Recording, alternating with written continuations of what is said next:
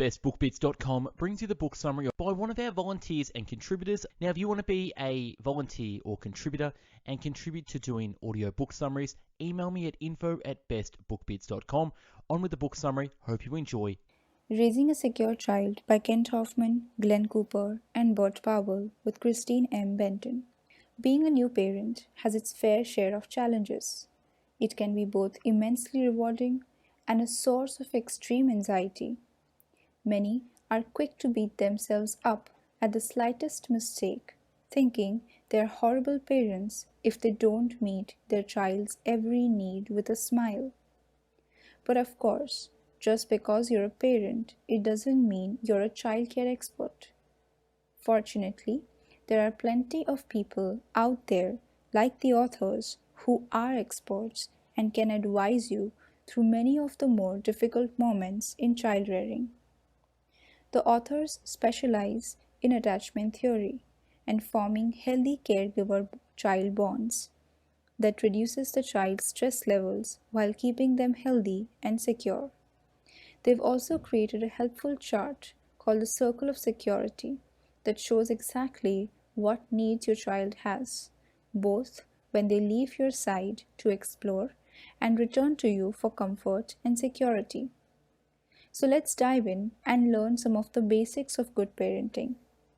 In this summary, you'll discover 1. How a lack of secure attachment can lead to illness and being overweight. 2. What your child needs from you during their first day at preschool. And 3. How to turn a mistake into a positive, healthy experience. Raising a secure child, key idea number 1.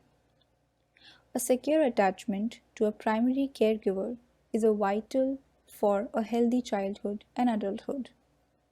Once a child is born, the baby is programmed to latch on to at least one individual that they can rely on to understand and respond to their needs. This is called finding a secure attachment, and according to the psychological model of attachment theory, it may be the single most important step to achieving a physically and emotionally healthy life. Attachment theory was developed in the 20th century by psychologists who recognized that babies have an innate biological need for emotional comfort. After World War II, British psychologist John Bowlby noticed that children living in orphanages were miserable despite being warm, clothed, and well-fed. Bowlby deduced that the problem must stem from the one thing they didn't have: a primary caregiver. Since the children had no one to attach to emotionally, they lacked a reliable source of reassurance, encouragement, and comfort. Psychologist Harry Harlow expanded on Bowlby's findings by studying the habits of baby monkeys. When infant primates were given the option of a figure covered in soft cloth, similar in feel to that of an adult monkey, or a non-cuddly wire figure that provided food, the baby monkeys consistently preferred comfort, that is, the cloth figure over sustenance. Psychologists have also come to see a child's secure attachment as the foundation of both physical and emotional health. When an attachment is insecure, a baby's primary needs can go unmet, causing stress. This leads to the body producing the stress-related hormone cortisol, which causes systems within the body to slow down and become less effective. One such system is metabolism, which, when slowed down, causes an increase in abdominal fat. The immune system is also affected, resulting in a lowering of defenses to viruses and diseases. Cortisol is also known to damage memory and cognition. In addition to these health risks, a secure attachment can also affect the framework for a child's future relationships. Studies have shown that with stable, secure attachment, children show a greater ability to empathize and form secure relationships as adults. This is also seen as a strong indicator of long life. Studies worldwide have shown that socially isolated people are twice as likely to meet a premature death than those who are socially integrated. Raising a secure child, key idea number 2. Children have a regular cycle of needs, as well as different levels of security. Children aren't always good at communicating their needs, so a parent can be left to wonder whether the child needs to be comforted or encouraged toward independence. This is why the authors developed the Circle of Security. It offers a framework for parents and caregivers to build secure attachments while balancing the dual needs of comfort and autonomy.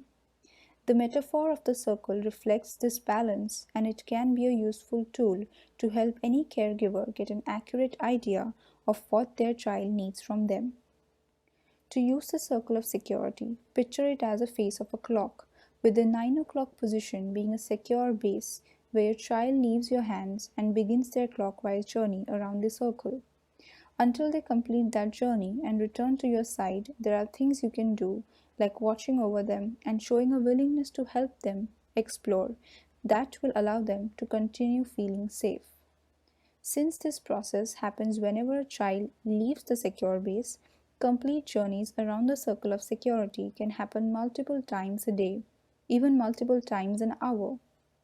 Once the child finishes exploring and travels back toward your care, this time you are representing more of a safe haven than a secure base, and they need to feel 3 things: protection, comfort, and appreciation. Imagine taking your 3-year-old to a playground. She might leave your side to play in a sandbox, which is the move toward exploring. But after a few minutes, she may look in your direction and start to feel the need for reassurance or for you to explore with her. Or picture taking your son to his first day at preschool. This is a nervous time for many children, since it's often one of the first times they'll be left on their own. For the child to feel safe exploring, you may need to come into the class and act as the secure base until they feel comfortable and secure enough to explore. Once he does feel safe enough to start playing with the other kids, you shouldn't leave immediately. Wait until he looks back and sees your reassuring presence. At this point, you can make your way out without causing them to panic. Raising a secure child, key idea number 3. When your child is exploring, there are needs to keep them feeling secure. If children only required comfort and attention, parenting would be pretty easy. But there are points at the top and bottom of the circle that also need attention. When children are moving to the 3 o'clock position from your secure base to requiring your watchful care, they are busy exploring their environment, but still need your support during this time. There are 4 ways to meet the needs of your child while they are exploring. First, they need you to watch what they are doing. And while you're watching, you need to know when to get involved and when to support their independence. If your daughter is climbing a ladder at the park, you may feel like helping, but sometimes the best move is to let her be and encourage her self-reliance. Children also need to be delighted in, and not just when they achieve something. When your daughter reaches the top of the ladder, celebrate with her. But remember, she gains self-esteem because you delight in her and not just her achievements. The third need is to enjoy activities alongside her without directing her. Whenever possible, make sure to join in with games and exploration. Finally, there's help. Sometimes this means carrying her along the monkey bars because she isn't strong enough to do it herself. Other times it means helping her to do something herself and encouraging self-reliance. There are another 4 needs when the child is at the bottom of the circle and returning to the safe haven of the caregiver. First is the need for protection and feeling safe. When you return to preschool to pick up your son after that nervous first day, make sure you're on time so that he feels secure and cared for. Also take into account the need for comfort by showing empathy, but not overdoing it. If your son says he was scared during his first day at school, offer comfort with a sympathetic face reassuring words, and gentle contact. Once again, you should tend to their need to feel delighted in by smiling when you see them and avoiding any behavior that would make them feel unwanted. The last need is to reorganize their feelings, which is a way of teaching them to understand emotions that can be confusing early on. If your son was scared, don't just say, "Oh, relax, you were just nervous." Instead, listen and reply with something such as, "It sounds like you may have been nervous, and that's okay." Raising a secure child, key idea number 4. Mistakes don't have to be harmful, they can be used to help your child and your relationship. It's worth reminding yourself that no parent is perfect. Everyone gets tired, stressed out, and preoccupied, which means we don't always respond appropriately or pick up all the cues a child sends us. The authors have a term for when you miss a chance to respond to your child's needs. It's called rupturing the circle. However, making a mistake can be a chance to improve the bond with your child as long as you're willing to fix it. In fact, fixing a rupture to the circle can be more beneficial than avoiding the rupture entirely. You can take comfort in knowing that a hypothetically perfect parent would actually be a bad influence, as they'd been setting their child up for disappointment later in life when they won't have their every need met. So, how do you repair a rupture? To begin with, acknowledge the need you didn't address and apologize. Let's say you raised your voice and sent your child to his room. Instead of listening to his concerns after he'd been teased at school, go to him, apologize for your behavior, and do something fun like reading a book until he calms down. This will teach him that good things can follow bad and that even healthy relationships have mistakes. The bad outcome would be to ignore a rupture in the circle, as this can lead to a child thinking that expressing their need was wrong. A poor caregiver might try to respond to everything with a smile, even when their child is crying. They may even tell their child to suppress feelings of fear or sadness and replace them with smiles. However, this can lead them to think that only by smiling can they be close to their caregiver. Think of the full range of emotions as a color spectrum. Fear is red, sadness is orange, and anger is yellow. Now imagine trying to go through life while avoiding these colors. Pretty absurd, right? This is essentially what it's like to raise a child to be afraid or ashamed of natural emotions. Don't panic about being an imperfect parent. Instead, focus on how to recover from your mistakes, as this will make your child more resilient. Raising a secure child, key idea number 5. Discomforts around certain emotions are usually passed on from parent to child. The full circle of security involves a whole range of emotions, and this means a lot of adults will be comfortable with one part of the circle over another. As a result, they might avoid or even ignore one part of the circle. The top of the circle focuses on encouraging your child to explore and helping them to be independent, which requires the caregiver to be comfortable with giving the child a level of emotional and physical distance. The bottom of the circle is about comforting a vulnerable child, which means the caregiver should be comfortable with emotional and physical closeness. It's common for parents to overcompensate on one side of the circle to make up for a weakness on the other. They may try to comfort a child that's playing happily with a new toy or play a game with an upset child who needs comforting. The danger of this behavior is that if one part of the circle's needs are neglected, the child can grow up neglecting this area of their emotional experience. Children can sense when their caregiver is uncomfortable responding to one of their needs, resulting in the child learning to deflect that need in a way that makes their relationship with the caregiver more manageable. If a child doesn't receive attention when they cry and only when they smile, they'll learn to replace their tears with a grin, as they'll believe this is the only way to connect with their parent. When that child grows up, they're likely to have little experience dealing with tears, and so will associate their own child's crying with cold discomfort, continuing the cycle. If your parents weren't the best when you were tearful with emotion, you might get a bit panicky when sending your child sobbing. The challenge is to overcome the instinct to avoid these emotions that your parents passed on to you. On the other hand, if you're overprotective and coddle your child at every turn while never letting them build resilience, they could grow up to be over reliant on appearing vulnerable in order to get by. In the next book summary, we'll find out how you can make sure the full circle is respected.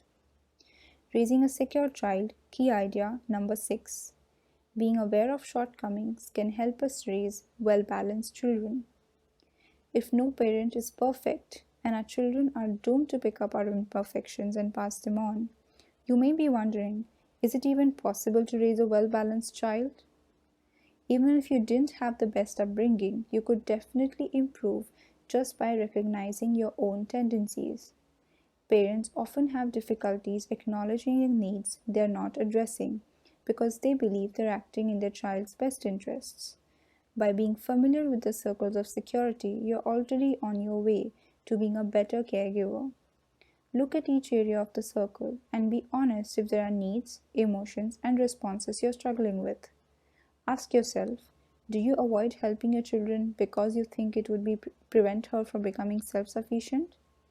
Or do you make up for a lack of attention by constantly praising your child no matter what they do? Keep in mind that when a child asks for help, they're really asking to make a connection with you. Remember that constantly praise will not build healthy self-esteem the way that appreciating who they are will. Instead of relying on verbal praise, pay attention to what they do and delight in what makes them unique, which will be far more effective in boosting their self-esteem. Once you're aware of your weaknesses, you can work at rectifying them. Whatever causes you panic, acknowledge your insecurities without judgment. Allow yourself to have these insecurities and know that you're doing the right thing by choosing to address your child's needs anyway. Whether it's closeness or independence you're having trouble with, start small by forcing yourself to have around 5 additional moments of just 15 to 30 seconds of either proximity or distance with your child throughout the day. This can be enough to start fixing the imbalance of the circle. If you end up panicking and ignoring your child's need because of your discomfort, don't beat yourself up. Remember that raising a child is a process, and when you fix a mistake on the circle, you'll be making progress.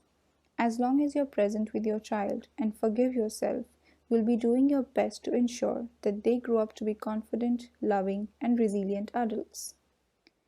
In review, the key message in this book summary: a secure child is one who feels safe and comfortable in being emotionally honest and about expressing their needs to their caregiver. Likewise, a caregiver who can encourage this emotional honesty is one who can balance the healthy encouragement in their child's self-reliance with the tenderness needed to comfort them. Some caregivers have aversions to these needs because of their own childhoods, but this can be overcome by acknowledging this and consciously acting against unhelpful instincts. Now that's a wrap on the book summary. Now if you want to be a contributor and volunteer and want to do audiobook summaries, email me at info@bestbookbits.com or DM me on Instagram at bestbookbits. Now if you like this summary and want this on PDF, pop your email in the link below and we'll send this straight to you via email. Now, to support Best Book Bits, we've done over 600 videos and audio summaries. You can subscribe to the YouTube channel, hit the notification bell, like, share, and comment. We've also done a book called Success in 50 Steps, the proven formula that works. I've taken over 500 books and condensed them down into one massive personal development book. Now, also we do coaching, so if you want to achieve your goals quicker than you can by yourself, you can hire me for coaching as I have a coaching program.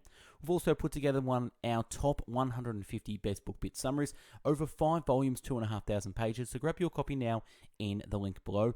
And if you're serious about having your best year ever, we've done a program called 28 Steps to Making Your Best Year Ever, so jump on that course now to improve your year. Follow us on bestbookbits.com, the home of the world's largest free book summary website in video, written, and audio format. Follow us on Instagram at bestbookbits, and if you want us to do a summary, email and DM me below. Follow us on Spotify, where all our summaries get uploaded first on Spotify and then YouTube second. We run a free book club at Facebook, so check us out at there. And if you want to be updated with the latest book summaries via email and never miss an upload, pop your email in the link below and you'll get emailed weekly with the latest book summaries. You can also support us on Patreon. Check out our top 50 videos on YouTube. Thanks for watching and listening. Hope you got something from this. Go out there, have an amazing day. Take care. Bye-bye now.